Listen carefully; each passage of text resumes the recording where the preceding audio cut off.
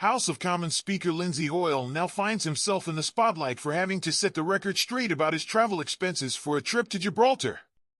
In a scene that felt straight out of a political drama, Sir Lindsay was last night caught under heavy pressure as he admitted that the official log, the very record he is meant to guard, contained mistakes about how the money was spent.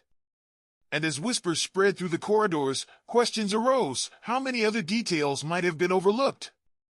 Critics wasted no time demanding a full inquiry, urging officials to dig deep into the records. They wondered aloud, with a mix of disbelief and frustration, whether this was just one slip or a sign of a larger problem. It was a bitter irony that the man known for urging MPs to fix their own errors now had to come clean himself. The tension in the room was almost tangible, leaving onlookers wondering what other surprises lay hidden in those logs. In response, Sir Lindsay's office explained that an admin error had caused the confusion, a simple mistake they promised to correct to show exactly how taxpayers' money was used. The focus of the mix-up was on one puzzling detail: who paid for his wife, Lady Catherine Hoyle, to join him on the journey? This question hung in the air like a mystery waiting to be solved. Digging into the numbers, the speaker claimed over £4,100 for the trip. This sum covered more than £2,000 for business-class flights, £1,320 for a hotel stay, and upwards of £700 for meals and drinks. Yet, in the official log, the expense was noted as being for Sir Lindsay and 3 of his staff. This left many scratching their heads, wondering why his wife's costs seemed to be left out of the tab. The Mail pressed on this point, and his office clarified that the University of Gibraltar, where Sir Lindsay serves as Chancellor, had actually covered the costs for both him and his wife. It gets even more tangled. The same source revealed that the university also paid for a third official.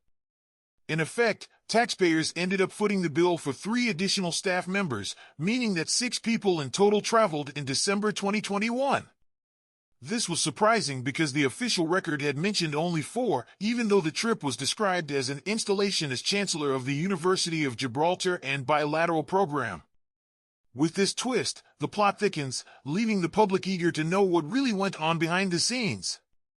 Critics have not held back, questioning why public funds should be used for trips to Gibraltar when Sir Lindsay's role as Chancellor has little to do with his job as Speaker.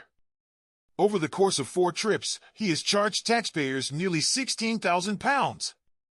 The story doesn't end there. The Mail also uncovered that in February 2023, his wife accompanied him to Los Angeles, where Sir Lindsay delivered just one talk to politics students at the University of Southern California. On that trip, he spent over £3,000 on a chauffeur-driven car, nearly £300 on Lyft, and more than £3,000 on his stay. A similar scene unfolded in Verona, Italy, during a G7 speakers conference last September, which cost taxpayers a total of £14,585. In both cases, Sir Lindsay's office insisted that he and his wife paid for her travel and expenses. Yet, the public remained skeptical. Was her presence really needed on these taxpayer-funded trips, and could her costs ever be kept entirely separate? John O'Connell from the Taxpayers Alliance voiced his concern, saying the recent expense revelations cast a long shadow on how taxpayer cash is managed. It's time now for an investigation, he declared, as murmurs of discontent grew louder. Former Deputy Commons leader Tom Brake of Unlock Democracy echoed this call, warning that past expense scandals and today's tight financial climate demand extra care from MPs, ministers, and the Speaker himself.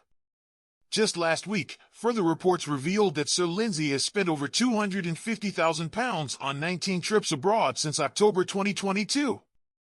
Over £180,000 of that went on first and business class flights alone. He simply refuses to fly economy.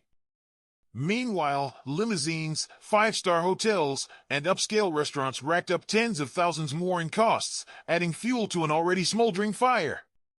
When asked about the mistake, the Speaker's spokesman said, "This was a simple admin error that will be updated tomorrow to show clearly what the university paid for. Our staff always aim to be accurate, though sometimes mistakes happen." And with that promise hanging in the air, one can only wonder what twist comes next in this unfolding tale.